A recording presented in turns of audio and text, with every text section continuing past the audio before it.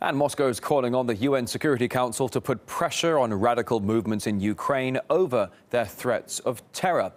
Meanwhile, the Russian Federation Council is urging the Kremlin to withdraw its ambassador from the United States. More now from Gayane Chichikan. She reports from Washington. What Russia brings to the UN is the message that those who, through force, took power in Kiev should not count on using force against people in Crimea and other parts of Ukraine that had no say in the power grab at Maidan. The Russian envoy to the UN called on Kiev and those who have influence on Kiev to bring the situation in the country on a, quote, political, constitutional track. Russia urges everyone to go back to the agreement signed in February between the Ukrainian government and some of the opposition leaders that would lead to elections, that would lead to a unity government which would be inclusive and would not trample on the interests of a big part of Ukraine that had no say in the power grab at Maidan.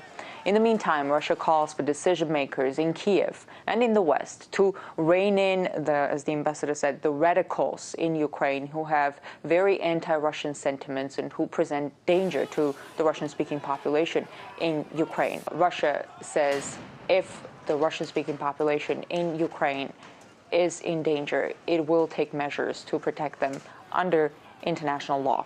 Earlier, the Russian parliament suggested that the Russian president recall the ambassador to the U.S. for consultations.